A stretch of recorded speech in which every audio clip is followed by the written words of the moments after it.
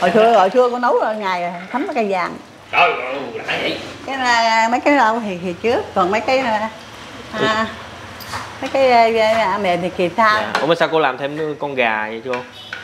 Kịp ba ta hay mua nguyên con lắm.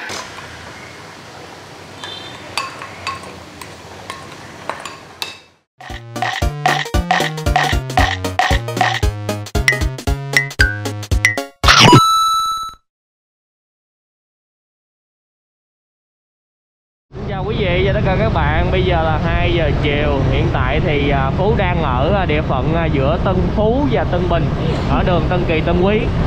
Bây giờ chúng ta sẽ qua Bình Tân.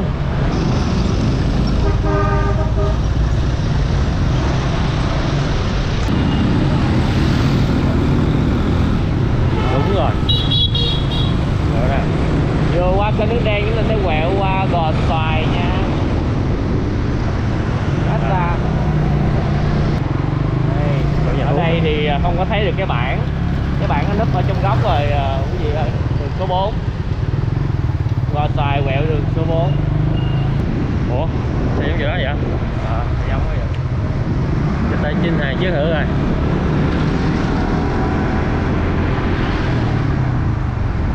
Qua rồi, không phải rồi. Vòng lại thôi bạn ơi. Xe đó đỡ chỗ. Đúng rồi, xe đó đỡ chỗ rồi.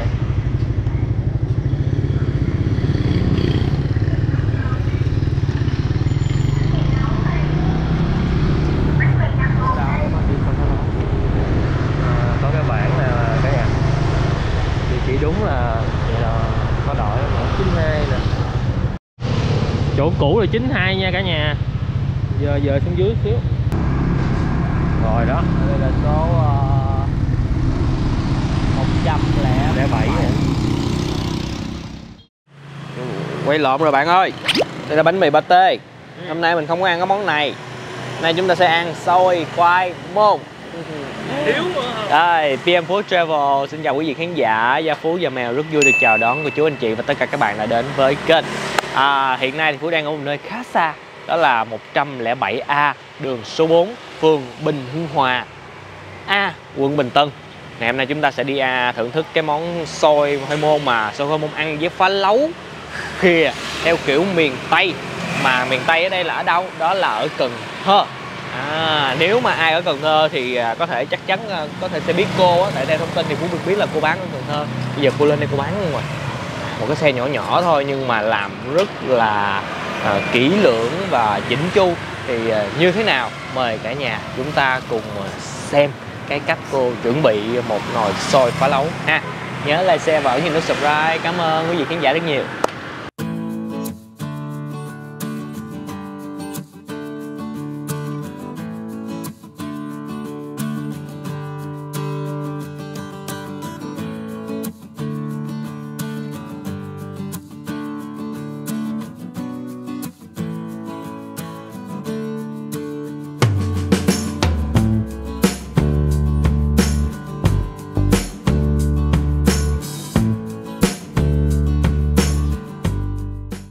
Rồi, giới thiệu với cả nhà, bây giờ đây là cái ngày thứ hai.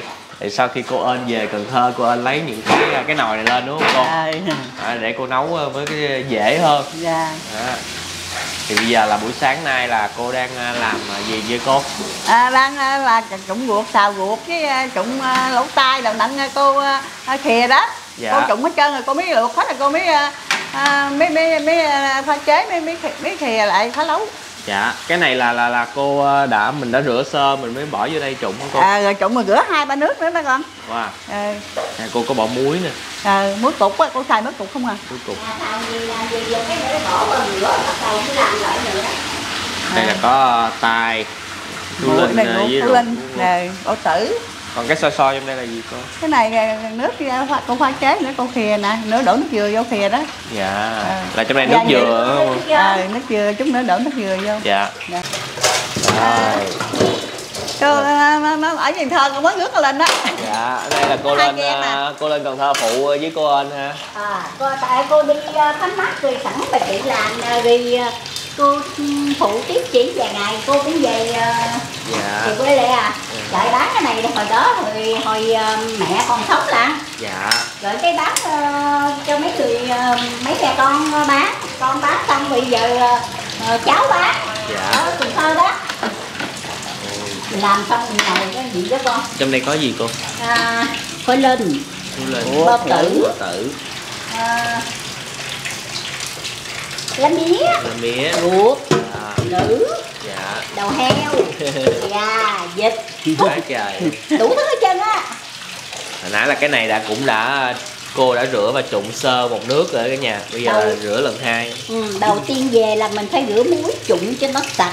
Dạ. Xong rồi cái rửa mấy nước rồi mới đem lên trụng lên bắt đầu nhồi muối nữa. Dạ. Nhồi muối rồi cái bắt đầu cái để qua rồi bắt đầu làm thêm một lần nữa nặn chanh gì vô cho nó sạch sẽ.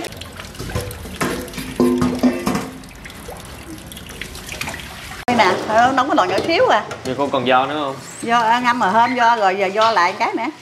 Cái này là cô ngâm hồi hôm hả? Ngâm trước nấu mới sôi mới chín, còn mình nấu nồi thì khỏi ngâm, chỉ do thôi, cái này do rồi con ngâm muối á. Dạ, ngâm muối hả cô?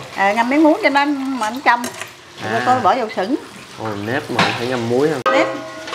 Nếp thì nếp thường rồi con ơi, nó nấu nó mới nở. Còn nếp kia nếp Thái thì nó mắc tiền, nếp này có 10 mấy ngàn lý ký à. Dạ. Ồ, cô nói luôn. Mà cái nếp này cô cái nếp này nó dẻo. Nó nấu nó nở nữa.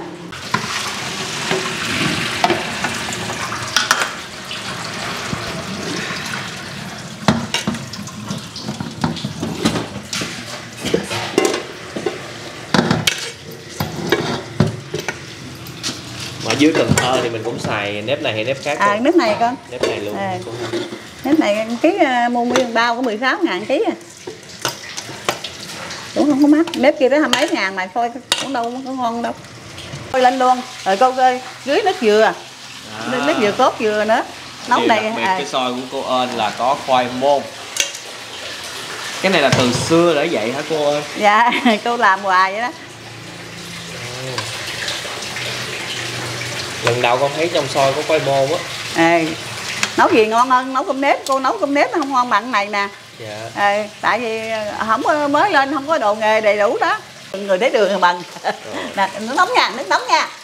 Để ngoài để ngoài. Đổ tay. Đi mổ mắt là đuôi luôn. Mò chứ bằng giỏi lắm. Nhưng mà cô cũng vẫn thấy mờ mà đúng không? Cô thấy mờ. Dạ.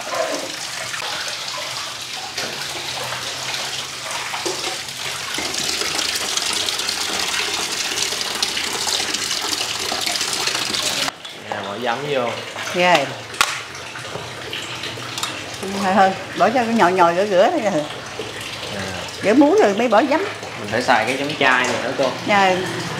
Giấm gạo lên men. Đây. Chứ mình đâu có xài giấm nuôi được đâu hả cô? Giấm nuôi cái này nó không có chua là lợ.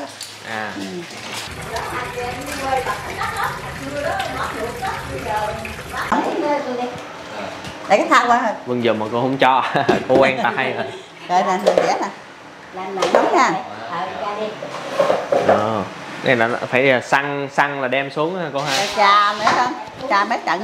Thấy không nó bay lên cái mùi. Dạ nó bây giờ là cái mùi nó bay lên quý vị.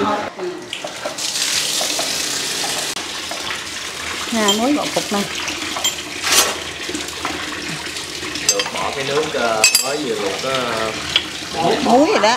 Nó bớt cái mùi. Đầu tiên đó về là cô rửa nước muối cô nhồi vậy đó. Dạ. 2 bận. Xong rồi bắt lên trụng cho nó thăng thì bắt đầu nhồi muối nữa. Nhồi muối xong rồi cái làm rửa nước chấm rồi gì lại. Dạ. Mà cô làm cái này rất là kỹ ở cái nhà. Tại vì Phú ăn cái này là Phú không có thấy mùi luôn. Con thấy mới đầu trụng lên nó thôi ha. Dạ.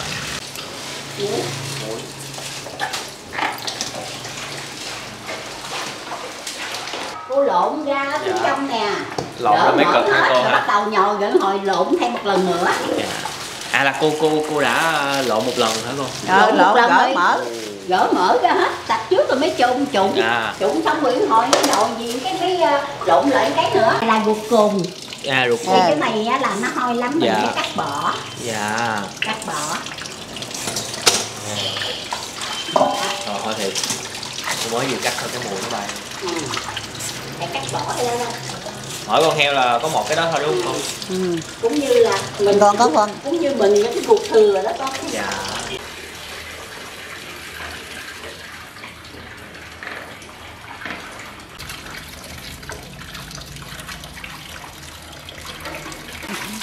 Tam cái giấm vô rồi đó. Cái này là mình không có lộn ra nữa ha con ha. Có lộn rồi. Lộn Cái mà phải lộn trước rồi. Cô mới chế giấm vô rồi đó. chế giấm vô rồi đó. Phải là lộn trước khi mần. Cái kéo á, chừng cái đường lộn mất trơn rồi. Cái này nè là mình phải lộn mỡ ra bỏ hết. Dạ. Rồi xong rồi cái mình mới lộn chớ ngược lại trụng. Nghe mình chơi giấm vô là mình cho tiếp nữa hơn. Cho giấm vô rồi tiếp cái nữa. Rồi bắt đầu cộng ruột là con thử cái hết thôi luôn. Vậy. 1, 2. Dạ. Cái này cô bưng nặng quá luôn á. Vậy kêu bằng mạnh lắm. Nặng thiệt á, nặng thiệt á. Đây là xôi. Cho mở lửa lên. Nước đúng không? Dạ. Với nước nó sôi chín lên đó con. Mà cô lao động lắm. Ủa bên đây là cô đang làm cái nước khìa hả cô? Nước khìa, nước dừa nè con, với gia vị đó. Rồi để đây rồi cái ướp đồ cái bỏ vô đây khìa nè. Là chín mình rồi. mình Chín xong rồi cô phải pha chế nó kẹo lên là dầu bò mỡ tỏi phi nó mới thơm. Cái này là nước dừa hả cô? Nước dừa không đó. Nước dừa với đường với gia vị đó con đang nấu lên. Nãy con thấy cô bỏ cái nâu nâu là cái gì cô? Ngũ vị hương đó con. Ngũ vị hương. Đó thơm á. Cái đằng nào bán cái để là dưới á, cho nó bốc hơi lên thơm. Dạ. Cái này là cũng là chín rồi đúng không cô? Chưa chín á, nó hơi còn phải còn ngọn, hồi mới chín. Phải cho nó ráo lại đúng không cô? Thôi vậy thì nó ngon hơn cái mình nấu cơm nếp. Nó sâu có mà chiên nguyên miếng nó ngon. Ngọt nó thơm thơm vậy đó, đường với muối đó. Đường với muối. Đây là chín rồi rưới mới được. Cốt dừa. Coi như là cốt dừa nguyên chất luôn hả cô? Nguyên chất luôn đó. Bỏ thêm một muối và đường. Đây là cách nấu xôi của Cần Thơ. Cô ơn Cần Thơ. Cô rưới cốt dừa. Trong cốt dừa có muối, có đường.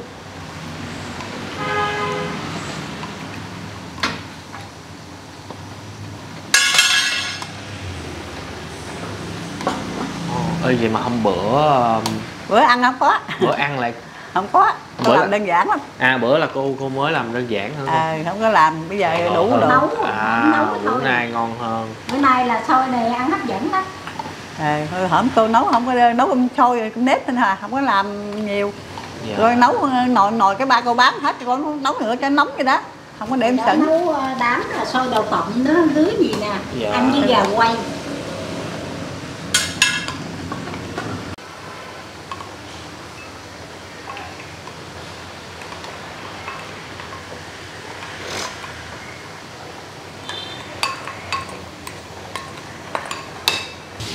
Trong lúc đợi là cô bào củ cải trắng với cà rốt làm đồ chua đúng không cô? Bán hết đồ chua, nhờ đồ chua đó.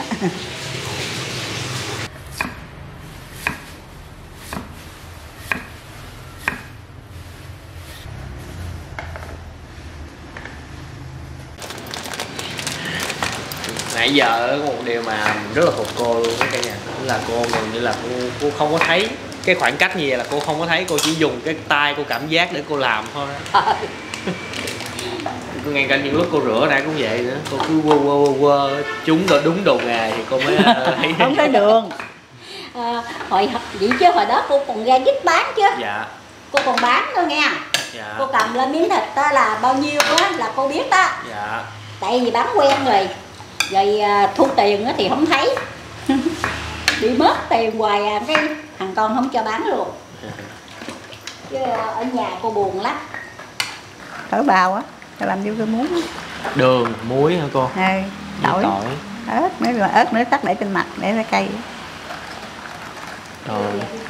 Tưởng ướp dưa đồ chua thì chỉ cần đường, giấm, muối, đường, muối tỏi.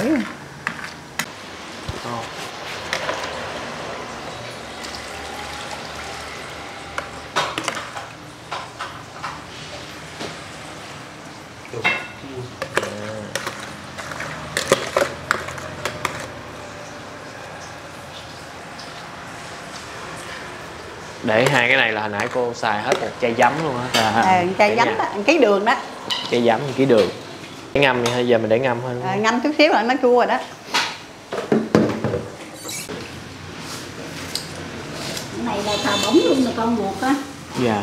Bóng luôn rồi đó. Nó cạn rồi đó nó bóng. Giờ cái hành này cô bỏ vô đâu cô? Đây mà cái hành này có làm mỡ hành riêng. Mỡ hành. À, mỡ hành. Mỡ hành mình nướng lên con sấy với trên sâu chứ. Trên tí á, hành tí vậy. Nếu cô nấu thì mấy nồi nhỏ nữa có con cháy. Đấy không được chiên. Mỡ thuốc rồi. Hành nó không xanh, nó không đẹp. Dạ con thấy thì cô bỏ đường với muối. Với muối, rồi cái làm dầu nóng anh chế vô, Dạ. nó mới xanh hành, nó mới đẹp. Mười mấy năm rồi. Dạ chưa? Vợ đi. Cô nấu ra, nấu miễn phí. Nấu miễn phí. Rồi cô nấu miễn phí luôn. Trời ơi cô nấu lời hết một nhà hàng lời lắm cô ơi. Trời ơi. Hồi xưa cô nấu ngày thấm cái cây vàng. Trời ơi, lại vậy. Vàng hồi đó có 40 mấy mà còn chị cây mà cũng thấm bán ngày thấm cái cây vàng. Một ngày mua được cây vàng. Hồi xưa vàng hồi xưa á, bây giờ mắc. Hồi đó cô còn mới 50 mấy tuổi. Và vàng cô còn giữ không? Giờ Trời vàng lên dữ lắm luôn á. á. Giờ vàng lên dữ lắm luôn á. Con trai một đứa con gái à.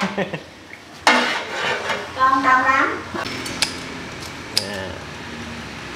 Giờ là mình đợi cái nước này kẹo á cô hay là sôi thôi cô? Nó thôi thì thả kia vô ấy rồi chừng nào hết làm kẹo một cái nữa. Dạ dạ. Này cô để ớt với tỏi. Ớt sừng nữa cô ha. Mình không xài ớt hiểm đó cô. Ớt này cay hơn nè, ớt này ớt thường vàng đó. Ớt kia thì không cay. Ớt này cay hơn hả? Cay hơn ớt hiểm nữa. Cắn thử miếng không ạ? Thôi, thôi nhưng mà bữa ăn thì của cô cũng không có mức gọi là quá cay. Làm gì vừa trước, còn mấy cái mềm này kỳ sau. Cái này là cái nào mà lâu thì trước đúng không cô? Dạ. Cái là mấy cái lâu thì trước, còn mấy cái mềm thì kỳ sau. Dạ. Ủa mà sao cô làm thêm con gà vậy cô?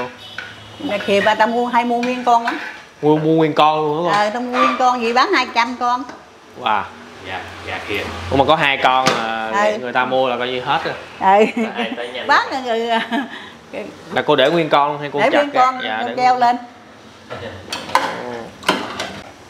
Thì cái để cắn giờ à.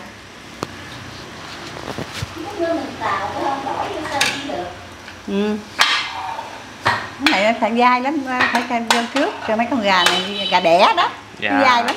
Gà đẻ. Đẻ mấy lứa cô? Ai biết mấy lứa đâu. Mà gà lẻ nè, mà kia vậy mới ngon hơn mấy con gà kia. Mấy gà công nghiệp đó kia không ngon bằng. Rồi nữa cái là nó sắc lên làm kẹo nó lên màu, cô khắn mỡ tỏi.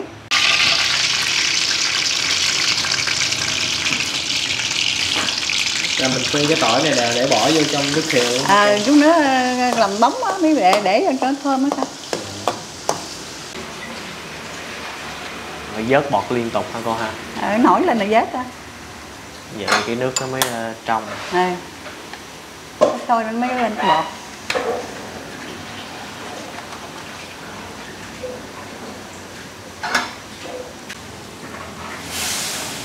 Quay về bờ bên đó sao? Hên chưa.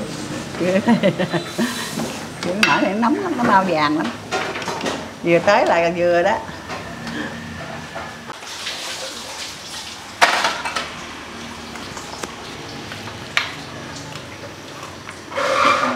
Kìa, cái này kìa lâu còn cái kia thì mau lắm.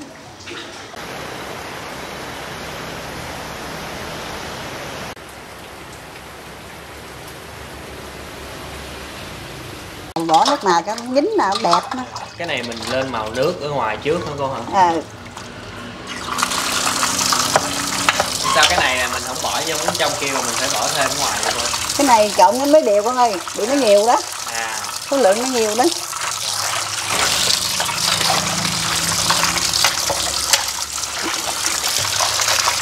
vậy nó màu mới đẹp chứ, còn mình bán mà mình ăn thì khỏi để màu. Dạ. Không để màu, cái màu kìa lên khéo hù à, nó không có đẹp.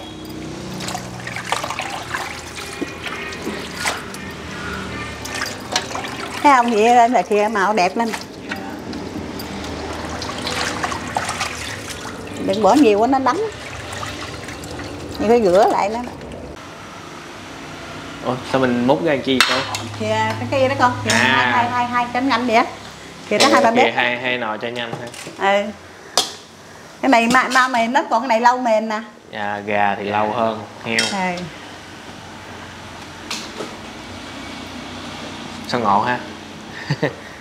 Gà đẻ mà, cho nó dài hơn cho nên phải lâu.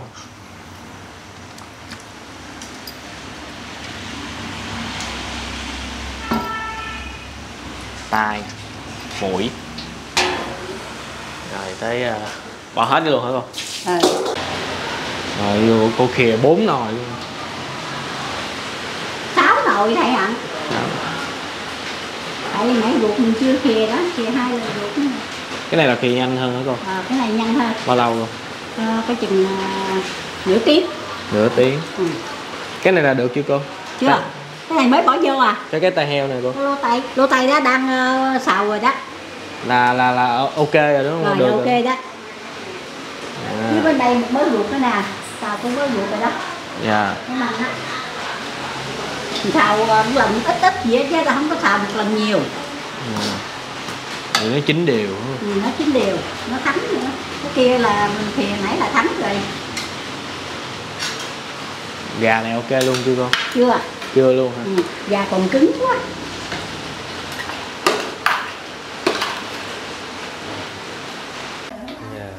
Vậy trên cơ bản là mình xong hết rồi đúng không hai cô? Dạ, giờ mình để review rồi chứ nào. Xong hết rồi đó cả nhà. Giờ chuẩn bị dọn ra bán này. Hey, thì clip này nó sẽ hơi đặc biệt một tí xíu cả nhà, tại vì cô sẽ về quê, thì cái này là 4 ngày trước mà Phú quay. Lúc này là cô chưa có cái sửng. Đây, bây giờ là cô giới thiệu con ha. Mặc dù là mình đã biết rồi, bây giờ là bên đây là Tú Linh hả cô? Dạ, Tú Linh lô tử, lưỡi heo. Dạ. Tú Linh lưỡi heo, lỗ tai heo. Heo, con tử. Lưỡi heo. Cái này mới là Thú Linh đúng không? Dạ, Thú Linh đó con. Dạ. Con hay lộn giữa cái kia là phèo. Ruột già. Ruột già. Đó. Hiện nay là cô bán từ mấy giờ cô? Khi 1 giờ, khi 12 giờ mấy cô dọn ra, con làm sớm thì nghỉ sớm. Dạ. Cô đâu có nghỉ ngày nào hả? Hôm dọn nhà nghỉ bữa. Bữa nay. Dạ, lúc trước thì cô bán ở bên cái hẻm bên kia, cái nhà 92, thì bây giờ cô đã về đây, cô và con của cô thuê ở đây bán cà phê với ở luôn. Dạ, ở luôn. Dạ. Con quên nữa, có một cái vụ này con hỏi cô là con được biết là cô bán cái món này dưới Cần Thơ nữa hả cô? Bây giờ con dâu cô bán với á, ngay trên nổi ghen. Dạ. Mà lúc trước là cô bán hả? Lúc trước cô bán. Rồi sao cô lại lên đây? Tại vì mà vợ con dâu nó bán, mẹ con dâu nó bán rồi lên đây ở con gái. Rồi nó đâu con bán đâu, cô không có quen, cô mới đi mua bán, mới mua chiếc xe nhỏ đó. Dạ. Bây giờ về đây là rộng rãi, cô mua chiếc xe hơi bự một chút. Dạ. Hiện nay là cô bán là có bánh mì với lại xôi. Là nó cùng một giá luôn hay sao cô? Mì 20.000 ổ, coi cũng 20.000 thôi. Dạ. Phá lấu thì 3 lạng 100. 3 lạng 100. Ai mua lạng thì 35.000. Dạ, 3 lạng 100, 1 lạng 35.000. Đó. Mình coi ổ bánh mì trước ha, rồi mình coi phần xôi.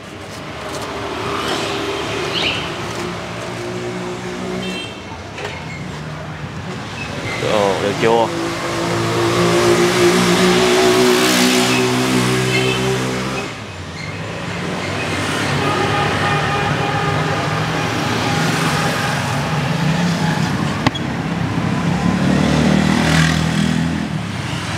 Hương thường là một phần như vậy cô là mình có đầy đủ hay là chỉ ta đầy đủ vậy đó, con sắc lộn xộn con ta.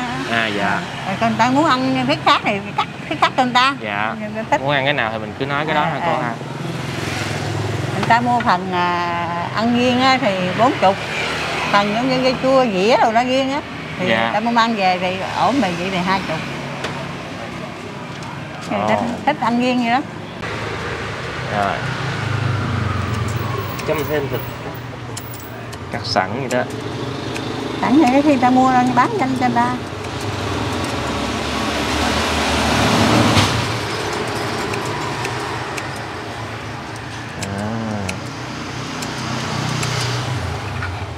Quá trời ngon.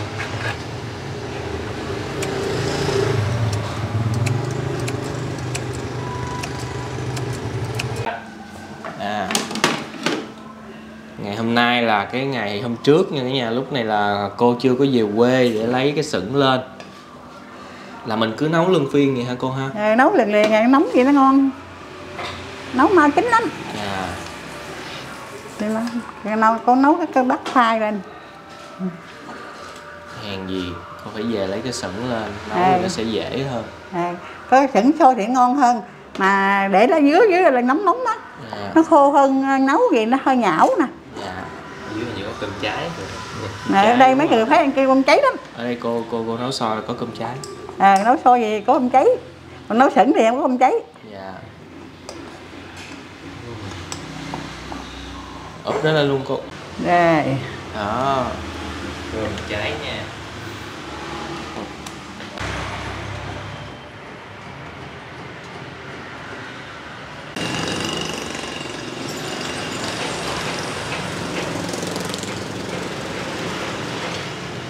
Rồi bây giờ cô làm cho con một hộp xôi khoai môn. Dạ. Con ngồi con làm dĩa con. Ủa, ở đây là có làm tại dĩa tại chỗ luôn hả cô? Hay quá. Hai đứa ăn ha. Dạ một dĩa trước, phần trước thôi. Phần 20. Cho con một miếng cháy nha. Cháy nhỏ thôi. Miếng cháy nhỏ thôi ha. Dạ. Răng con ăn cháy nhiều không được. Chắc thử Vinh cho con ăn ngon. Dạ. Lấy mọi thứ chút chút cho con. Nè. Con thích ăn lưỡi nè. Lưỡi bao tử là cũng ngon. Dạ, lưỡi bao tử.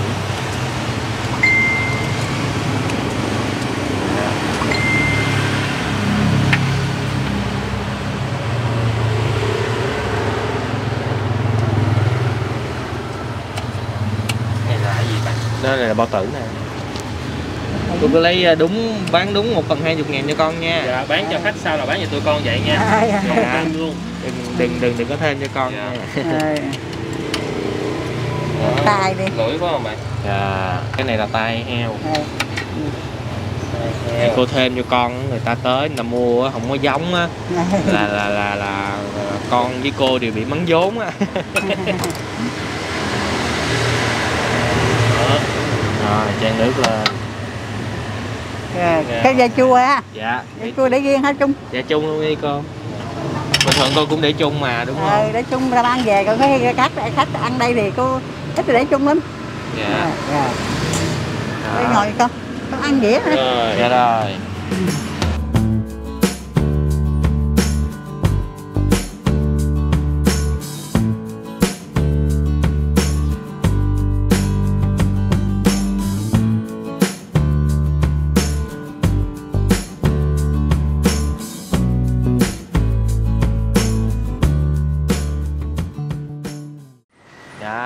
Đây, dĩa xôi 20 ngàn. 20 ngàn. Đúng rồi. Gia Phú xin mời quý vị khán giả, cô chú anh chị và tất cả các bạn chúng ta cùng thưởng thức dĩa xôi khoai môn phá lấu của dì Ên. Hồi trước là cô bán ở ngoài hẻm không có chỗ ngồi, bây giờ là có quán nước nhà chúng ta tới chúng ta ngồi trong đây mát mẻ ăn rồi. Xôi dẻo không?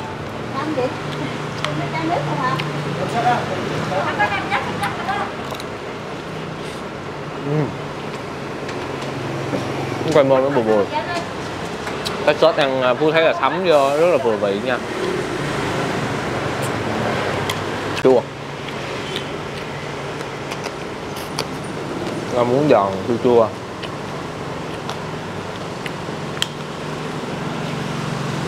Tuy là bán xôi nhưng mà tôi thấy là cũng có nhiều người mua bánh mì cũng nghe à.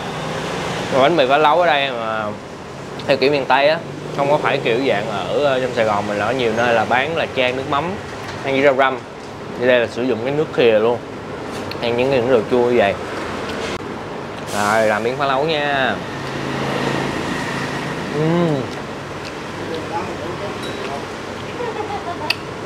Đậm đà nhưng mà vừa phải, ăn rất là sạch, không có bị ăn.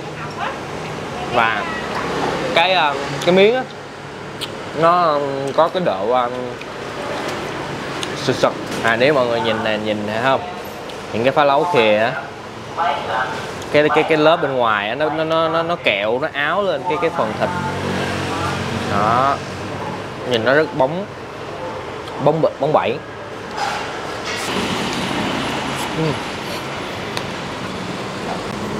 Nãy có tiêu nữa mà cô rắc hơi ít, chị nhắc cô cho nên là mình mượn cái hũ mình rắc lên thơm. Xôi dẻo ăn, xôi dẻo mà ăn nó không có bị dính nha mọi người, ngon lắm.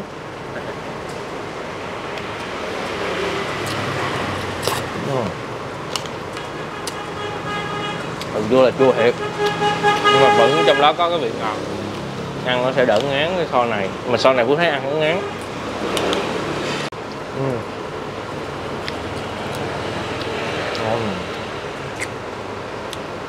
Đây miếng cơm cháy bự không? Những ai thích cơm cháy hãy giơ tay lên điểm danh phía dưới bình luận nha.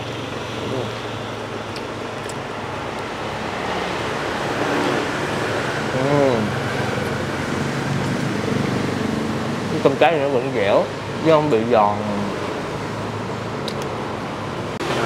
Đó, miếng này có mỡ nè.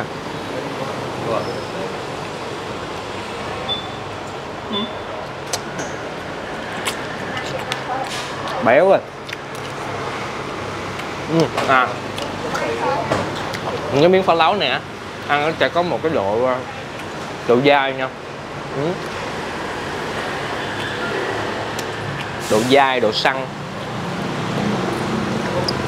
thấm vị vừa phải, tuyệt vời.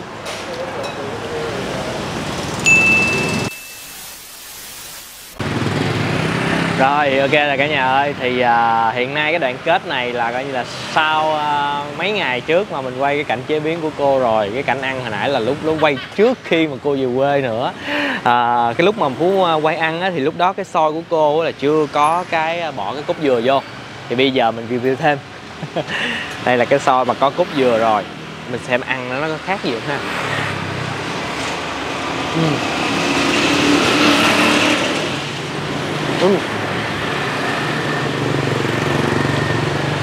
Cảm giác nó có khác hơn, nó không khác nhiều hơn nhưng mà nó dẻo hơn nè. Xôi nó cũng không có dính, ăn nó bùi hơn nè. Cái môn á cả nhà, nó mềm hơn. Và cái vị ngọt, vị thơm nó thơm hơn là cái xôi mà cô nấu lúc bình thường. Vậy tính ra là từ trước đến giờ là cô nấu kiểu xôi thường, bây giờ là cô về quê cô lấy lên cô làm đúng cái góc của Cần Thơ luôn rồi. Sau cái clip này là mọi người ăn đúng cái góc xôi của cô nấu ở Cần Thơ luôn. Rồi đã đến lúc phải kết thúc chiếc clip ở đây rồi. Con cảm ơn cô Ên với cô Thường đã hỗ trợ cho tụi con quay ngày hôm nay nha. Rồi cả nhà ơi, thì giờ bán của cô là 12 giờ rưỡi trưa, bán đến khoảng 8 giờ tối. Phá lấu mua không thì là 35.000 một lạng, còn phần xôi hay phần bánh mì là 20.000.